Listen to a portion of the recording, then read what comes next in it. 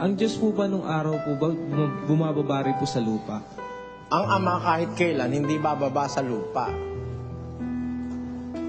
Ay, hindi po. Yung Ama, ha? O, yung Ama po. Oo. Kasi, ang lupa, tuntungan ng kanyang paa. Paano siyang bababa? Basahin natin. Pakinggan mo.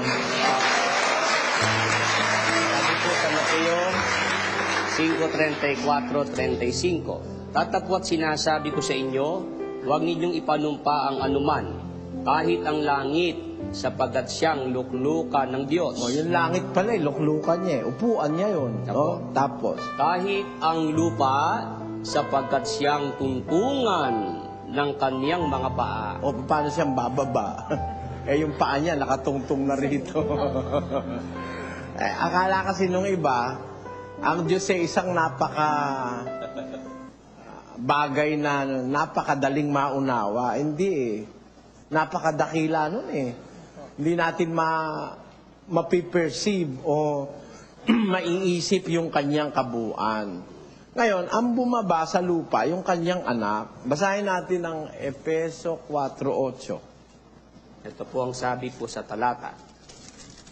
Kaya't sinasabi niya, nang umakyat siya sa itaas, ay dinala niyang bihag ang pagkabihag at nagbigay ng mga kaloob sa mga tao.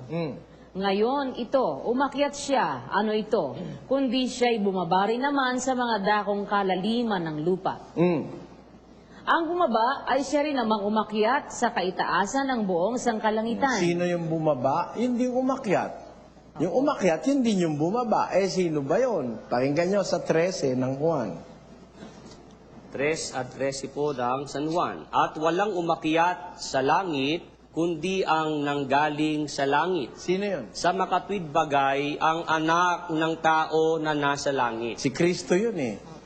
Yun ang bumaba, yun din ang umakyat. Diba? Wala namang ibang bumaba at umakyat. Kaya yung Ama hindi kailangan bumaba.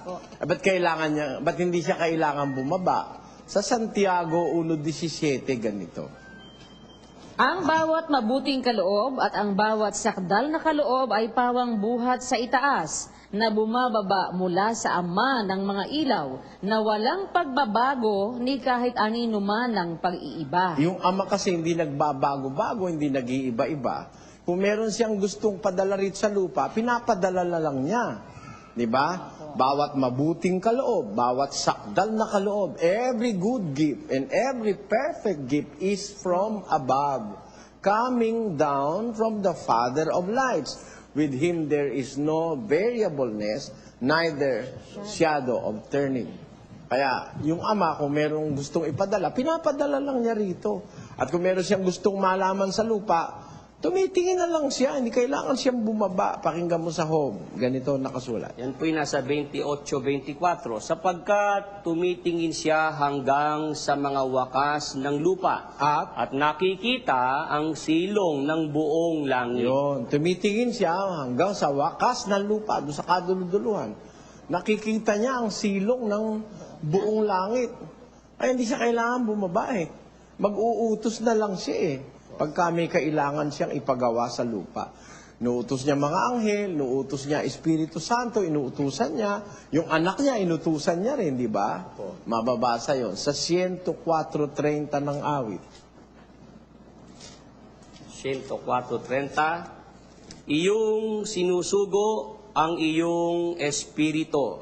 Sila'y nangalala lang at iyong binabago ang balat ng lupa. Ayun, sinusugo mo ang wika ang iyong espiritu at sila'y nangalala lang at iyong binabago ang balat ng lupa. Kaya kung may kailangan gawin, susugo niya espiritu. O, ngayon, nung kailangan iligtas ang tao, sinugo niya yung kanyang anak. Pero para siyang bumabat, magpanikpanaog, hindi kailangan gawin ng Diyos yun, kapatid. Maraming salamat po.